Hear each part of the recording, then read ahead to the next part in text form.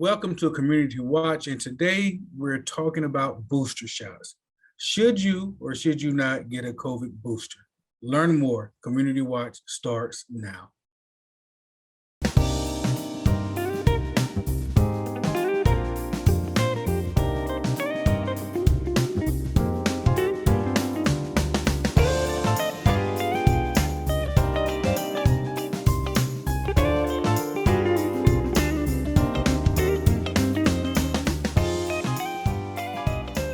Welcome to Community Watch.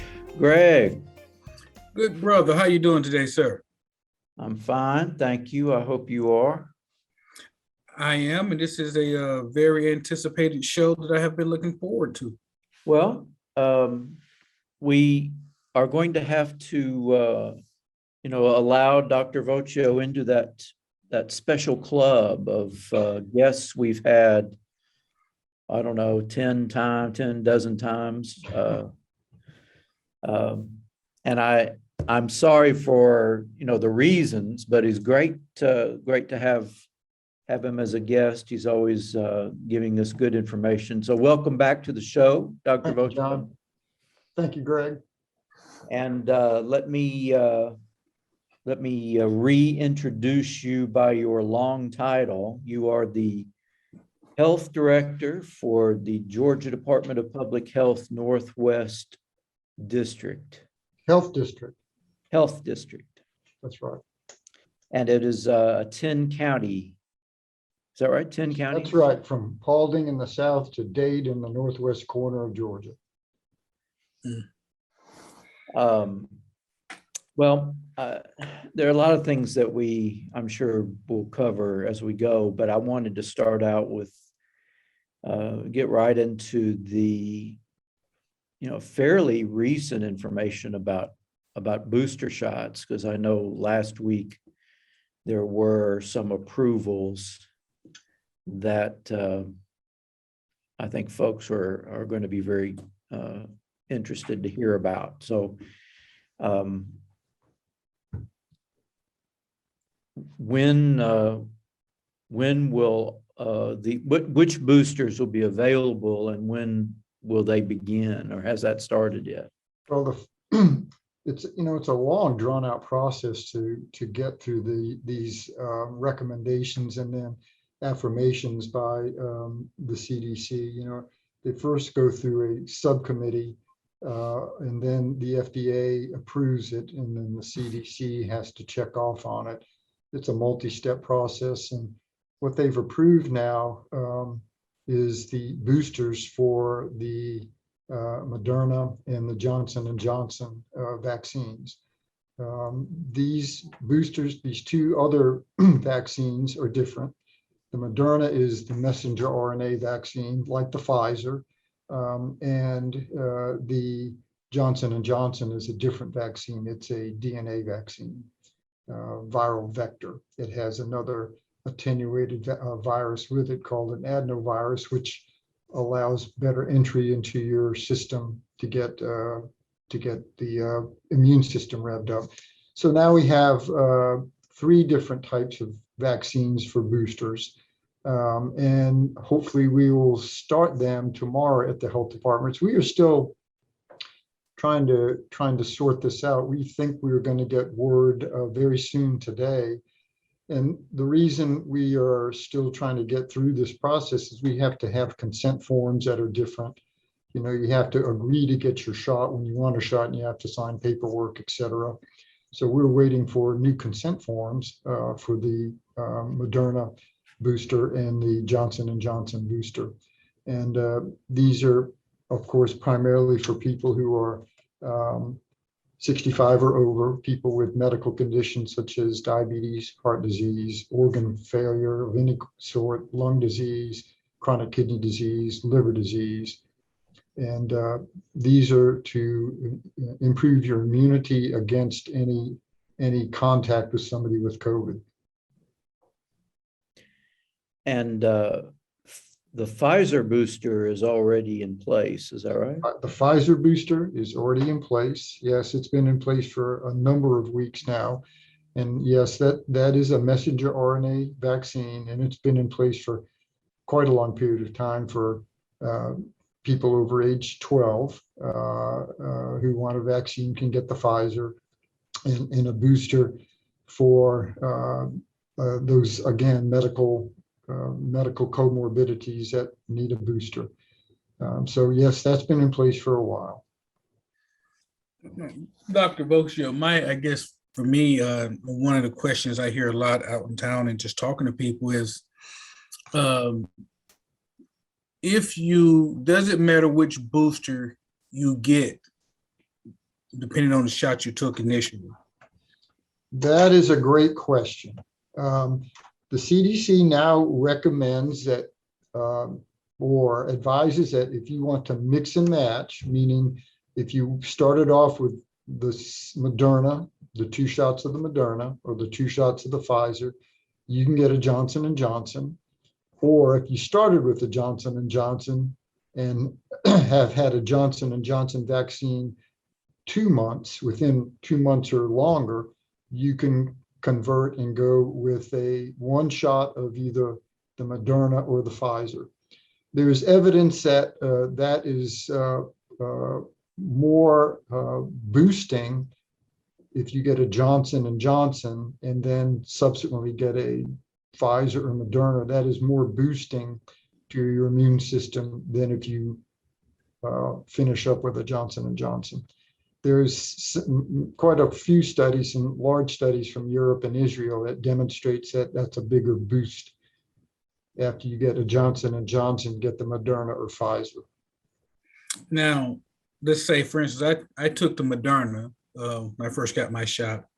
So am I able to get a Pfizer booster or Johnson & Johnson, or does it just... Yeah, certainly you can. Yeah, I would advise though to stick with the Moderna. I mean, it seems like from the evidence that the Moderna has more of an immune response in most individuals.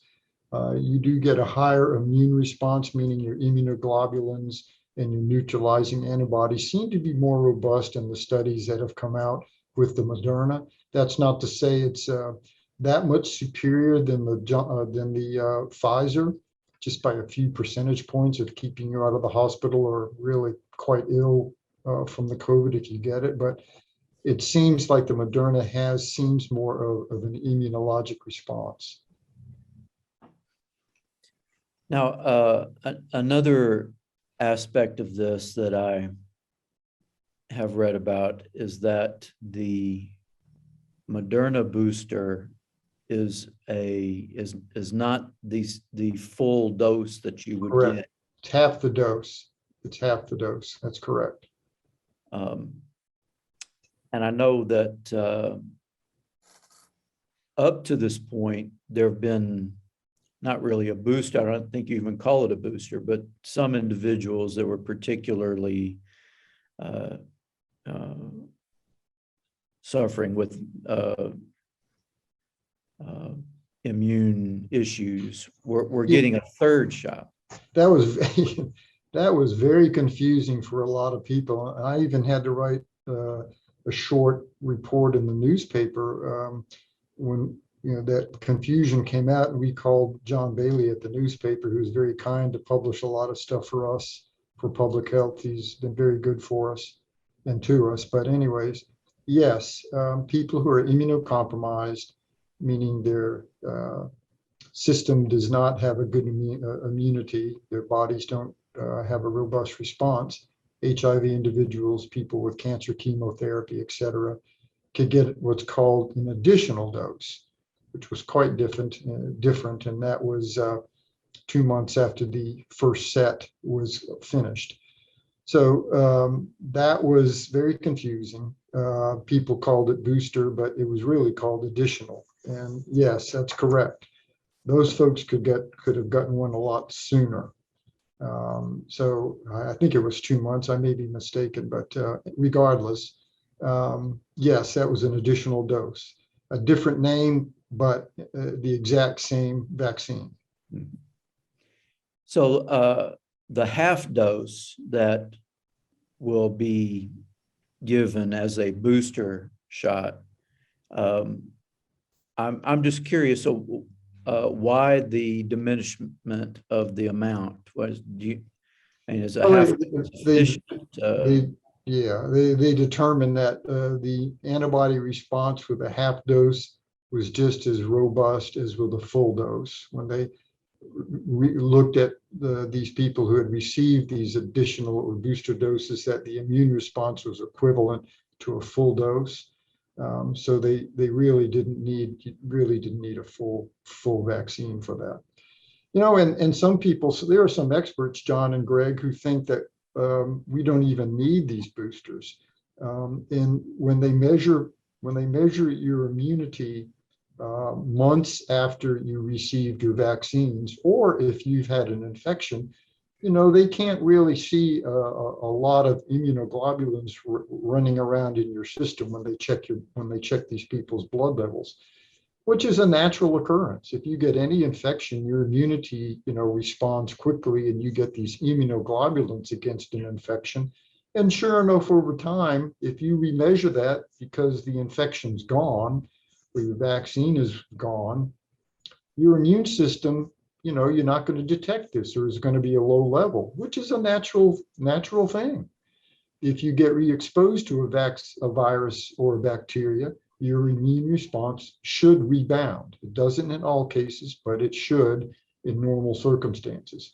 But the consideration is we have enough vaccines. They're worried about a small number of individuals who may not have a rebound immune system.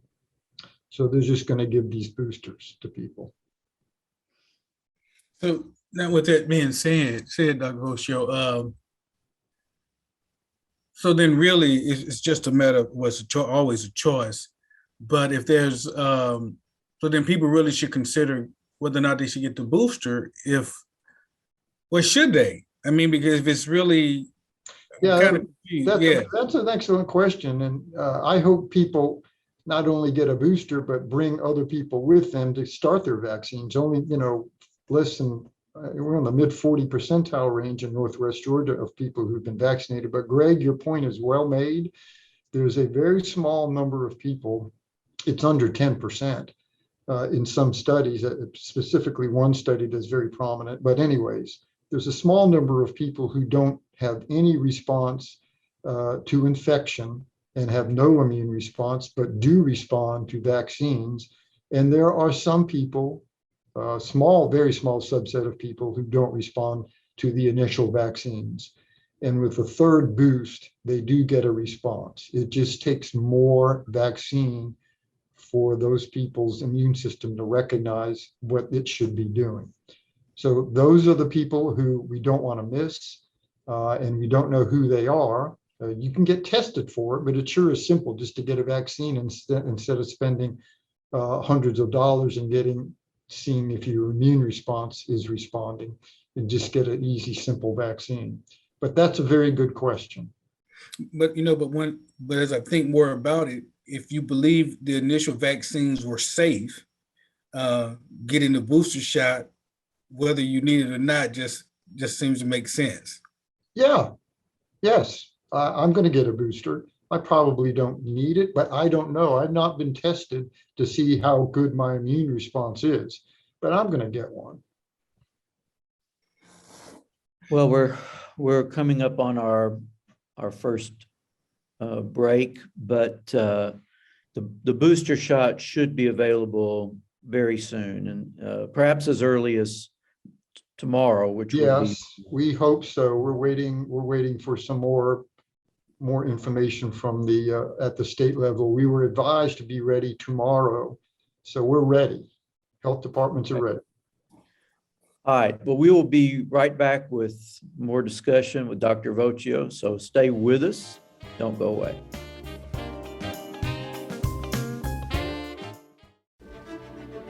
I know you've had your moments of doubt and struggle, and I'm here to say I'm proud of you. And although each one of us may take a different path, may we look back upon today as the moment we stepped into a larger world, a greater world. You will pass this way but once. Do it right. If ever there was a time to follow your passion and do something that matters to you, now is certainly that time.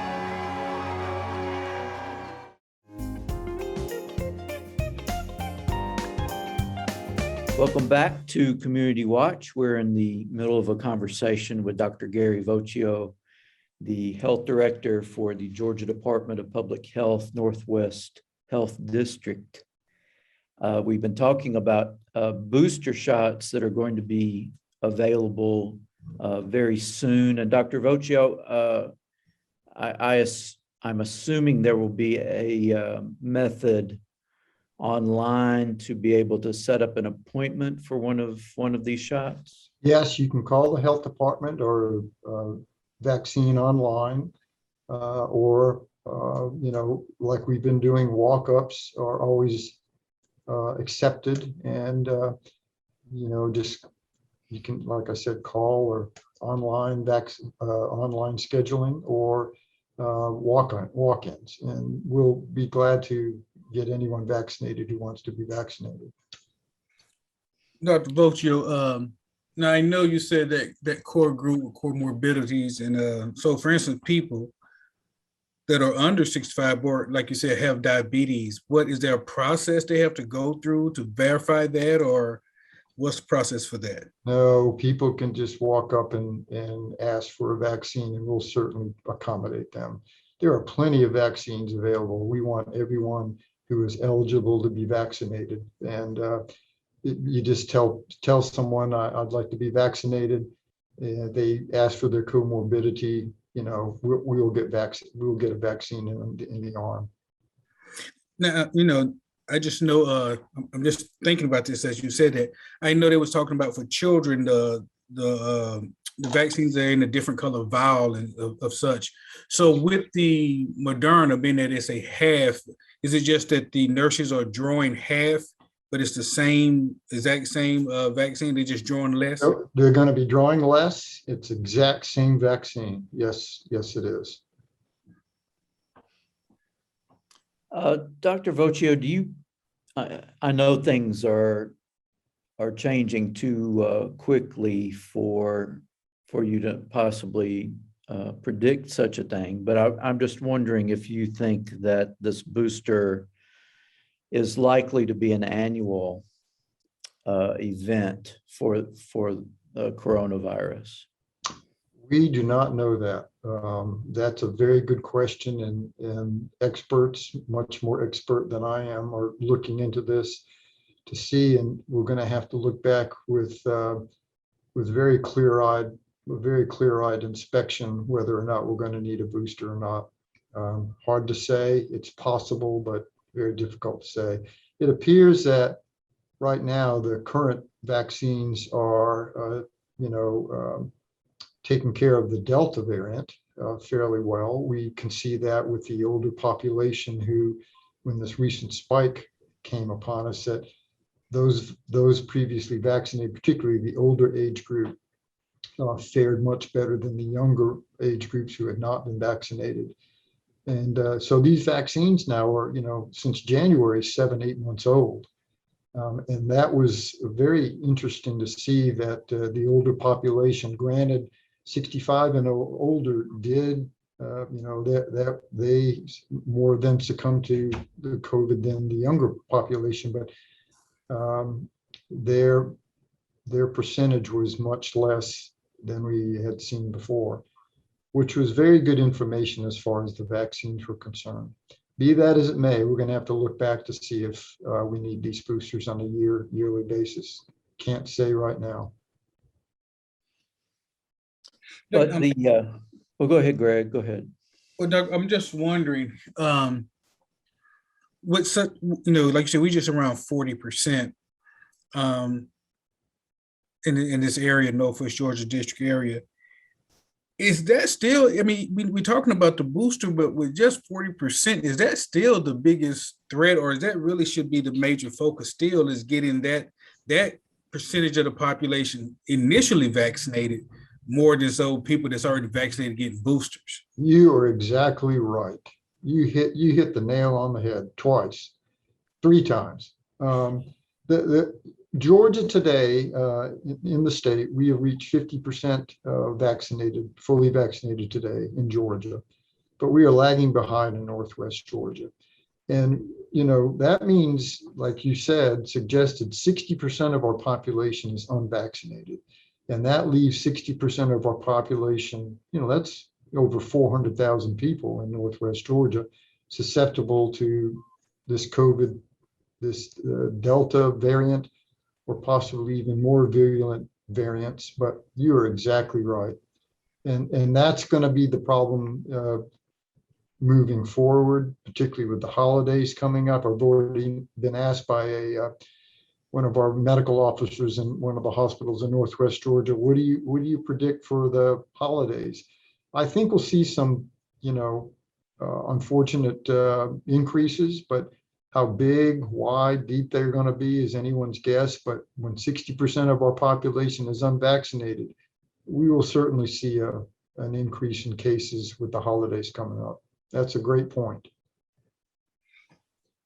And even though there have been clearly some cases of vaccinated people getting sick, it is still largely a pandemic of the unvaccinated. Is that not correct? You are again right, John. Yes. Today in the hospitals, the numbers aren't very high for cases. Thankfully, they're about 20% of where we were 6 or 8 weeks ago. But over 90% of the people, and I looked this morning in the intensive care units in all of our local hospitals in Northwest Georgia, 90% of them in the ICUs are unvaccinated individuals. It's over 90%. And I just don't know why we can't persuade people to get vaccinated. But those are the statistics, and there are people who will get sick with COVID who are vaccinated, and some people who will die who are vaccinated. But the proportions are just extremely great in regards to the unvaccinated being sick and dying from COVID. Yeah, now, Dr. Voccio, and I'm just, this stuff is coming to me because I'm just thinking about conversations I've had just recently. But in doing some of the resistant work, I call it, I did talking about, the COVID, people being resistant to the vaccine. I hear a lot about the number of people who have died from the vaccine that's not being reported. I don't even know how we begin to address that, but how do you have any suggestions to how we combat that type of information? Because I've heard it from several people lately, the number of people who have died from the vaccine itself, which is strange to me, being that the vaccine doesn't even carry any of the virus in it. There are extremely very, very rare cases of people dying from a vaccine. I think the number is like 1 or 2 in a million. As I recall, I haven't looked at that data in a long, long time. But just look at the number of people who have died from COVID compared to the very tiny number of people who have had the vaccine and possibly died from the vaccine. There have been a couple, but it is extremely rare. Yes, there have been cases of what's called myocarditis or inflamed heart. And the largest inflamed heart condition from the vaccine. And the largest study was recently published last week in the American Journal of Pediatrics. It was about 160 odd people, youngsters. The average age was 15. 90% of them were young men, teenagers, of course, 90%. The average length of stay in the hospital was 2 days. And all of them survived. So there is an inflammation of the heart, but the risk of dying of COVID unvaccinated is so much greater than the very tiny risk of vaccine-induced death. It's very, very rare. I think there's only been 1 or 2 reported cases in the country, maybe more, but it's very, very rare, as opposed to a young man dying of COVID like we've had in Northwest Georgia, young children dying of COVID. Well, Greg, I am certain that you're hearing some things as well in addition to that, but just recently, I attended a meeting of young people, college students and college age students or college age non-students who were sharing with each other some of the most amazingly bad information about vaccinations that I was beyond, I mean, I didn't know what to say. I mean, it was some things are, I mean, it sounded like, it was like science fiction. Some of the things I heard, and that truly distresses me for many reasons, but I don't know how you fight all of that often ridiculous misinformation that people are taking as true. It's very hard, John. I advise people to look at the real science, and you have to, that has to be delivered in a sober manner, and discuss people, in a manner that doesn't intimidate them, but just say, look, that there is good, valid literature out there that will bear this out, that the vaccines are safe and can save your life. Well, I know there's still physicians out there, on the web, et cetera, who are anti-vaxxers that think vaccines cause, autism, et cetera, et cetera. It's still out there. And it's just very difficult to fight. And these are unfortunate. It's very unfortunate. It's very difficult to fight. Well, it's a challenge, I think, to educators to try to help students see the difference between good, valuable information from reliable sources and crap from social media and other much less reliable sources. I just tell people to get, if they're interested, the CDC, for all its warts, has valuable information. They have scientifically based articles that people can look at. And there's, there are open journals people can read, the American Medical Association, the Mayo Clinic, Cleveland Clinic, Journal of Medicine. There are a lot of valid, well-qualified journals to read. And that's what I try to direct my people's attention to them. I can say, as you mentioned earlier, Doc, that I've traveled some, and I can say in certain places of the state, they require a proof of your vaccination and a photo ID to get into certain places.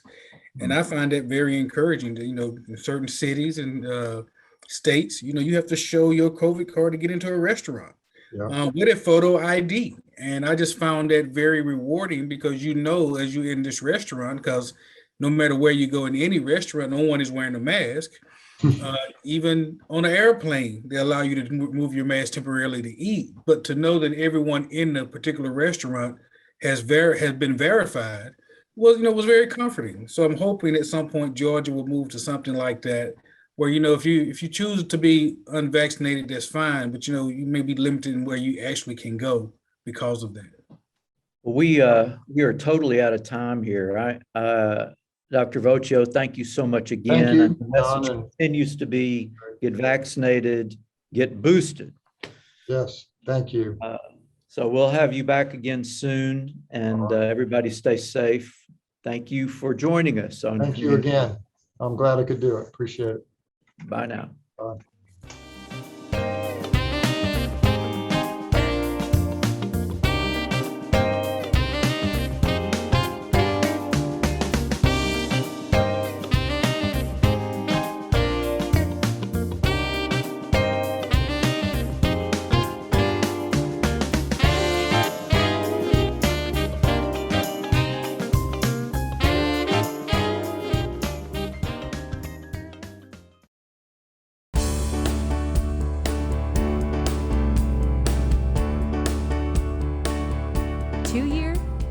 year? Right here. Take charge of your future at GHC. Apply now at highlands.edu.